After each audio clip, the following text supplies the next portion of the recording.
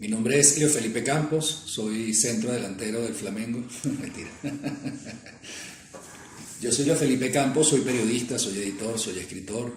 He tenido la fortuna de corregir y editar algunos libros en Colombia. He dirigido también algunos medios de comunicación. Tengo 3 libros de relatos de ficción publicados y recientemente tuve la satisfacción de poder publicar mi primera antología de crónicas periodísticas llamada Concierto para delinquir.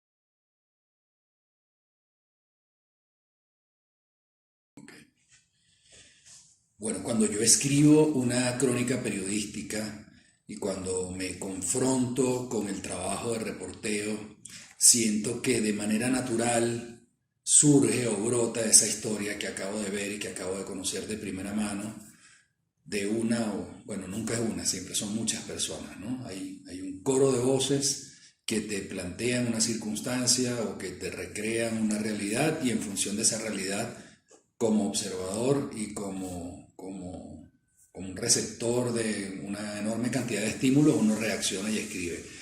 Quiero decir con esto que se me hace muchísimo más simple escribir no ficción, en este caso se me hace mucho más simple escribir crónicas que escribir relatos de ficción.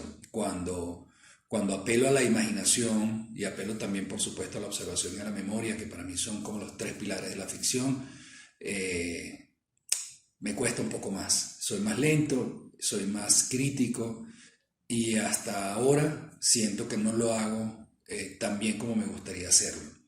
Quiero decir que con la crónica me siento muchísimo más cómodo, quizá porque básicamente me formé como cronista y mis primeras lecturas, si bien estuvieron empapadas de cuentos, sobre todo de relatos cortos, no de minicuentos, sino de cuentos como tal, lo que más leía era crónicas. Y al haberme embebido de tantas lecturas de crónicas periodísticas y haber tratado de formar parte de ese Olimpo de cronistas latinoamericanos, creo que me tomé mucho más en serio, fui más riguroso con la investigación periodística y con el reporteo y por lo tanto con la publicación de crónicas también.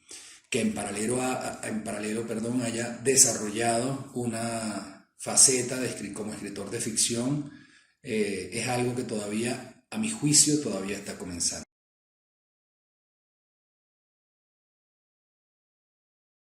Concierto para delinquir es una antología de 7 crónicas que están atravesadas por la violencia institucional, por la violencia criminal, por la violencia organizada, por la violencia contra la mujer.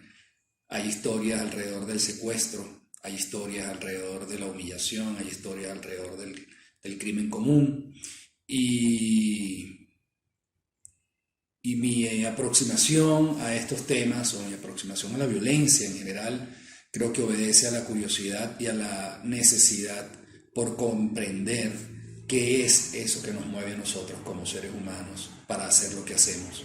¿Cómo es posible que seamos capaces de lo más sublime a lo más horrendo, ¿no? Como entes que viven y se relacionan y se interrelacionan, podemos hoy en día tenderle la mano a alguien muy necesitado y el día de mañana hacerle muchísimo daño a esa misma persona en otra circunstancia. Entonces, partiendo de allí, como un mero observador de la realidad, me inquieta muchísimo tratar de responder cómo y por qué ocurren esas cosas, sobre todo en América Latina. No quiero decir que sea el único continente violento, en lo absoluto. Asia también es muy violento y Europa también es muy violenta y África también es muy violenta. Pero el entorno latinoamericano nos ofrece una cantidad de historias que muchas veces son espeluznantes y que siempre rebasan nuestra capacidad de sorprendernos. Entonces, partiendo de allí, retomo algunas historias, algunas las descubro, otras las revisito en Brasil, en Venezuela y en Colombia para hablar de estos tipos de violencia, de las formas de la violencia.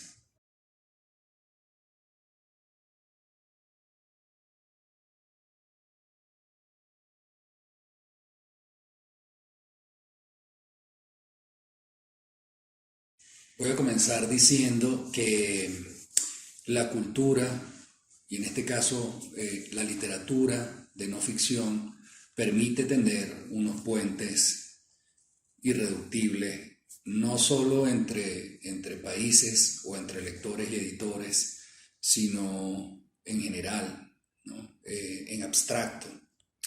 Me refiero a que la cultura que nos contiene a venezolanos y a colombianos, en este caso, porque el sello editorial, el Taller Blanco Ediciones, es un sello editorial colombo-venezolano que nace de más, yo creo que más que nacer de la crisis, nace de una profunda necesidad de hacer cosas y de una curiosidad tremenda por descubrir quiénes son estos escritores colombianos y quiénes son estos escritores venezolanos, que muchas veces no se leen entre sí. Entonces ahí está ese puente creado, y a partir de esa idea o de ese proyecto, cualquiera de nosotros como creador se puede montar y puede decirle a esos lectores, que serán pocos pero serán infinitos al mismo tiempo, esto es lo que yo tengo para decir.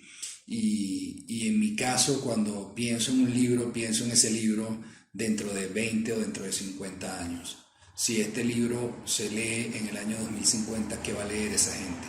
Yo creo que Colombia y Venezuela, como el resto de países de la región, pudiera hablar también con más o menos propiedad sobre Brasil.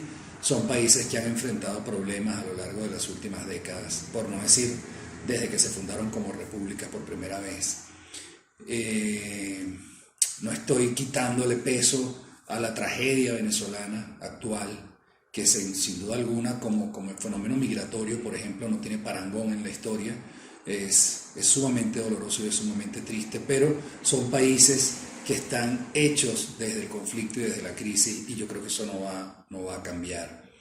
Pues habrá altibajos y habrá etapas, pero la cultura y la literatura o el quehacer artístico siempre va a prevalecer, no, siempre va a existir en medio de todas estas circunstancias que muchas veces son adversas, ¿no? Y en ese sentido creo que lo que hay es que aplaudir y valorar muchísimos proyectos como el Taller Blanco Ediciones y tantos otros que hay por allí que existen para que los lectores de un país o del otro puedan tener mayores referencias, ¿no? Y en ese sentido reconocernos más, por supuesto. Yo creo que hay muchísimas más similitudes que diferencias entre venezolanos y colombianos, pero muchísimas más.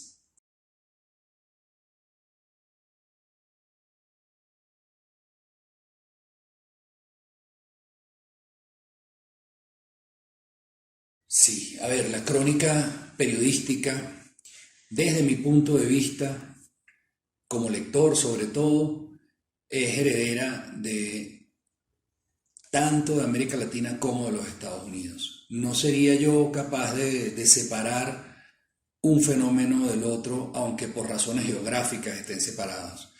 Por ejemplo, Operación Masacre es un libro fundacional en este sentido, de Rodolfo Walsh, un argentino, periodista que además hizo muchísimos otros trabajos, hizo un trabajo brillante también sobre el conflicto palestino-israelí, y dentro de su periodismo, que era bastante militante con la izquierda en aquel momento, logró con Operación Masacre sentar un pilar, sentar una base que fue incluso muy anterior a Sangre Fría, por ejemplo, de Truman Capote en los Estados Unidos. Que luego el término de New Yorkism como un nuevo periodismo haya sido acuñado por ciertos periodistas o por cierta ola de trabajos periodísticos de muchísima calidad, de periodismo narrativo en los Estados Unidos, no quiere decir que en América Latina no se hiciera al mismo tiempo. García Márquez en alguna medida también se nutre de allí y nutre a los que llegan después. En mi caso personal, como periodista y como lector, sin duda alguna me he formado leyendo a grandes cronistas latinoamericanos como Carlos Monsiváis, por ejemplo, el mexicano, que durante muchísimos años lo leí con una pasión desmedida, a Pedro Lemebel también en Venezuela, en Chile, perdón, a Boris Muñoz en Venezuela. Hay un libro fabuloso que se llama La invención de la crónica de Susana Rotker. Por nombrar algunos otros cronistas de América Latina y tratar de ampliar un poco el espectro, puedo mencionar a Tomás Eloy Martínez, puedo mencionar a Alberto Salcedo Ramos, a Leila Guerriero, a Alma Guillermo Prieto. Son todos periodistas contrastados con una solvencia ética incuestionable, al menos lo que yo conozco, y con un rigor informativo de datos también impresionante. En ese sentido, creo que tratar de diferenciar América Latina de Estados Unidos puede tener un sentido solo si es objeto de estudio la crónica como tal, pero como lector no. He leído también algunos cronistas estadounidenses con menor intensidad porque mi lectura en inglés no es tan buena, entonces leo solamente libros traducidos. Pero soy sin duda alguna más consumidor y heredero de la crónica latinoamericana que de la estadounidense.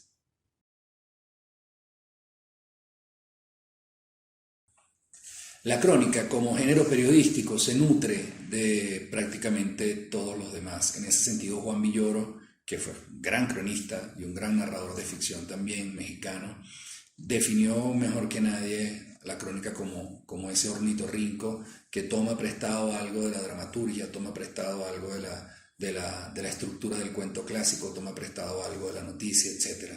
Y ese ornitorrinco nos permite a nosotros aproximarnos a la realidad con unas posibilidades infinitas para contar una historia.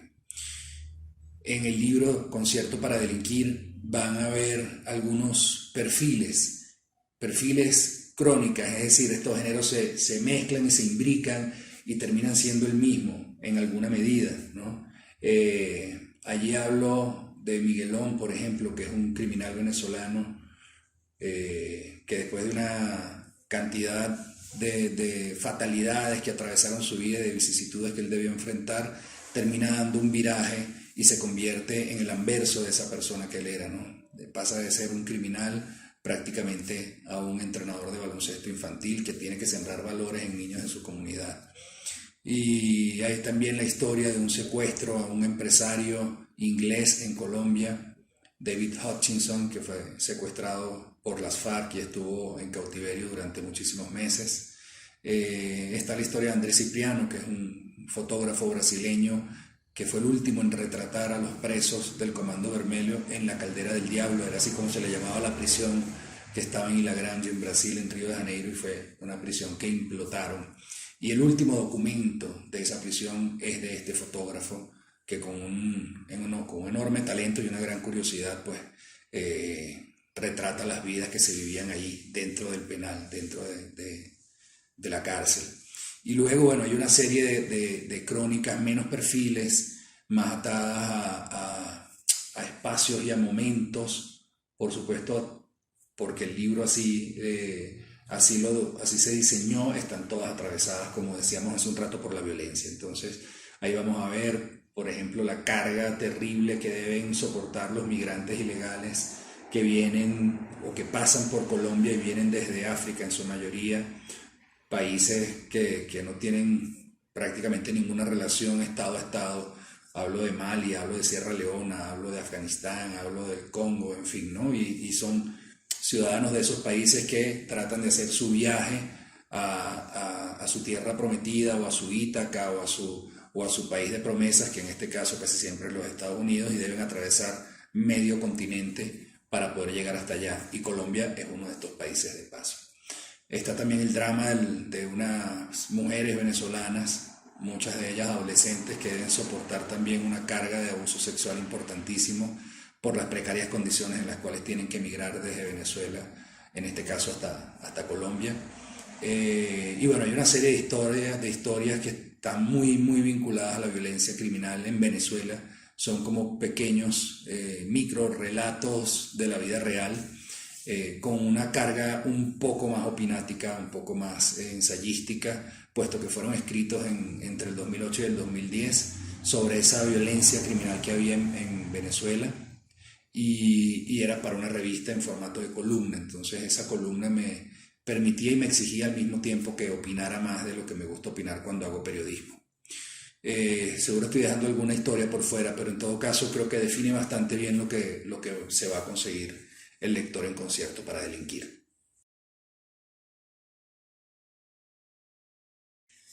Como cuentista o como narrador de ficción, tengo, como decía hace un rato, muchos años de lectura, pero pocos años de experiencia. A ver, cuando yo escribo una crónica, puede que tarde mira, si la hago muy rápido puedo hacerlo en 3 días o una semana, si tardo muchísimo puedo tardar un mes. En cambio, un cuento, sin exagerar, me puede tomar entre 1 y 2 años. Es decir, la velocidad de trabajo, la implicación con el tema, la seguridad que siento dentro del género me hace ver la crónica y el cuento de manera muy diferente. O sea, para mí una crónica obedece a unos estímulos que vienen de afuera hacia adentro, el cuento son unos estímulos que salen más de adentro hacia afuera, quizá por eso me cuesta más. Y respeto muchísimo cada uno en su lugar. Nunca intento mezclar en lo absoluto un cuento con una crónica ni viceversa. Un cuento es ficción, punto. Una crónica es no ficción, punto. En el momento en el que un periodista necesita o se ve empujado a introducir algún elemento irreal dentro de una crónica, pues en ese momento la está destrozando y está irrespetándose a sí mismo. La realidad no necesita de ficción. Si un periodista quiere torcer la realidad, entonces que escriba un cuento o que escriba una novela o que no escriba nada, ¿no? En este caso, el periodismo en ese sentido creo que es muy claro y muy definitorio. La crónica te permite utilizar herramientas narrativas propias de la literatura, pero no te permite mentir, te permite imaginar al momento del abordaje del tema o al momento del reporteo de las entrevistas que realizas, ¿no? Qué tan astuto puede ser, qué tan audaz puede ser al momento de aproximarte a esa realidad. Pero una vez que estás escribiendo, es solamente lo que realmente puedes palpar y solo lo que puedes constatar aquello que vas a escribir. En el cuento, las posibilidades son aún mayores, son más grandes y por eso mismo creo que son más difíciles. Para mí, yo, bueno, voy de la mano con este tópico tan revisitado y tan manido, tan manoseado, valga la redundancia, y es que la realidad siempre supera la ficción. Yo estoy de acuerdo con esa máxima. Yo creo que el gran desafío de los cuentistas está no solamente en qué va a contar o en qué van a contar, sino en cómo van a hacerlo. Y en ese sentido, todo esto se ve separado, pero va junto. En ese sentido, creo que los grandes siguen siendo los grandes, ¿no? Los grandes del género son Borges, Kafka, Chekhov, Onetti, Cortázar, Clarice Lispector, Rubén Fonseca, Horacio Quiroga y 5 o 10 más. Entonces, esos son los autores a los que leo, esos son los cuentos que leo. Leo también a muchos estadounidenses. Por ahí tengo un libro que me está leyendo hace poco, de Stephen Dixon. Tengo también un volumen de cuentos completos de John Cheever. Tengo también otro volumen de cuentos bueno, en fin, de muchos autores. Hay un argentino al que comencé a leer recientemente, Fogwill. No lo he leído tanto, pero me gusta mucho lo que voy leyendo. Sí, pues leo constantemente, leo con mucha frecuencia y trato de cultivar esos dos géneros. Sin embargo, ahorita también estoy escribiendo una novela. Y la novela tiene otros matices, tiene otras exigencias, tiene otras velocidades, tiene otras propiedades como género. Creo que es más abierta y en ese sentido menos exigente que el cuento.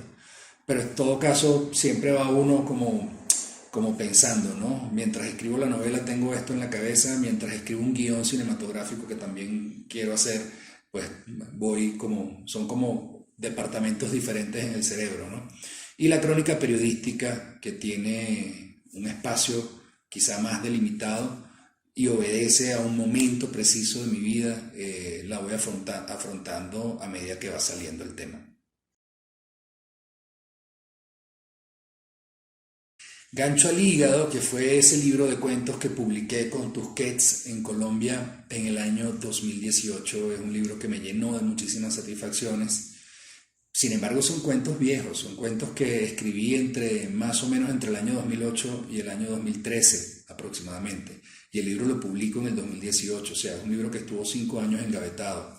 Eso me gusta decirlo porque muchas personas, sobre todo si son jóvenes escritores que están comenzando en su carrera literaria, se sienten como muy impulsados por el deseo de publicar más que por el deseo de escribir. Y yo creo que es más importante escribir que publicar. Y en la escritura el proceso de relectura y de edición es fundamental, sobre todo para revisarte a ti mismo y para ir construyendo una obra.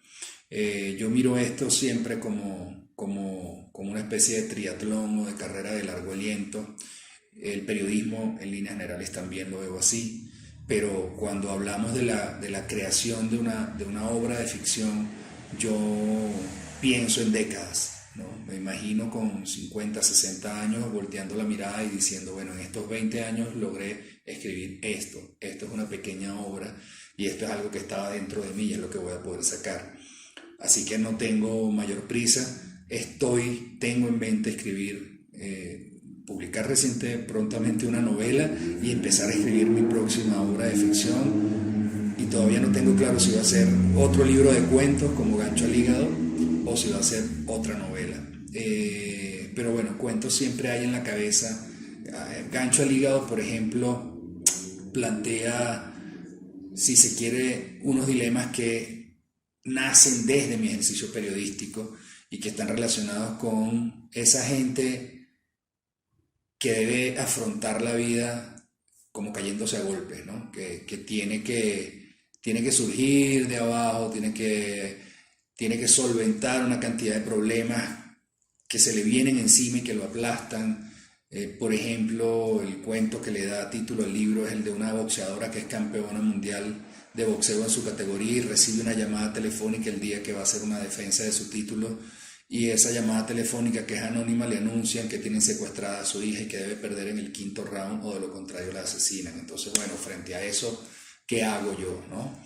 Allí la dificultad estriba en crear conflictos y personajes no solamente atractivos, sino lógicos, no solamente ingeniosos los conflictos o con salidas, si se quiere, inesperadas, sino también con capacidad de ponerle en las páginas un espejo al lector, para que el lector, cuando vaya leyendo y vea esas vidas que no son las suyas, pueda sentirse reflejado también allí. Hay otro cuento de Engancho al Hígado que a mí me gusta mucho, que es el de un cantante que fue muy famoso en su época y está ya muy viejo y recibe la visita inesperada de su hija en el lugar donde él trabaja.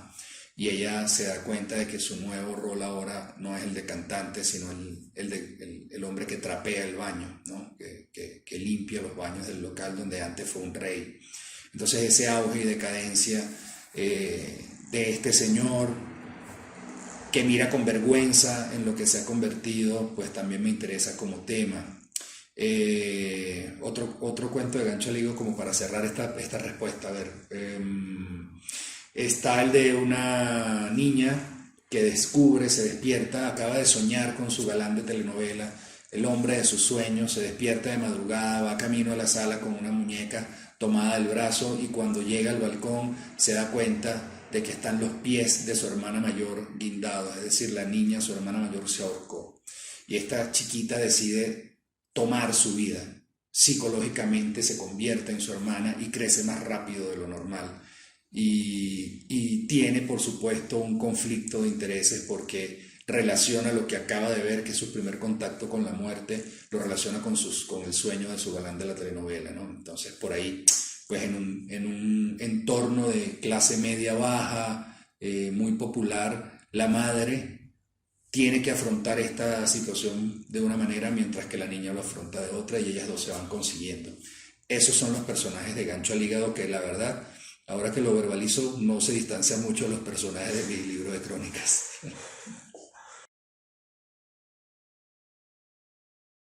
De Concierto para Delinquir, voy a leer los primeros párrafos de una crónica titulada Un rato en Cúcuta. Your Ladies se produce cortes con hojillas en el abdomen y las muñecas. Hace poco cumplió 16 años y le confesó a su mamá que le gusta el dolor. Me da miedo porque cada vez son más profundas las heridas, dice Verónica, su madre, desde la entrada de una casa modesta.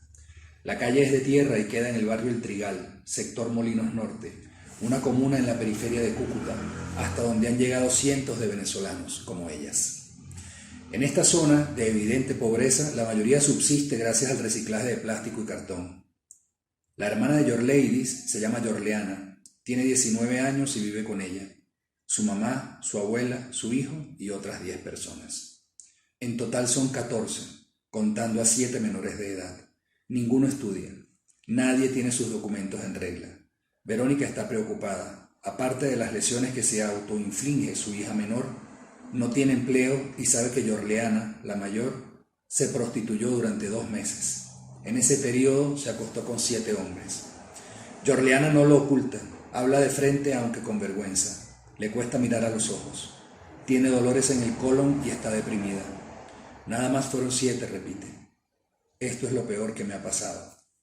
Y bueno, por ahí sigue la crónica. Como verán, son textos que retratan con mucha crudeza el dolor de seres humanos que están atravesando por unas circunstancias que ninguno de nosotros quisiera atravesar y que están haciéndole frente a la vida a pesar de todas esas vicisitudes.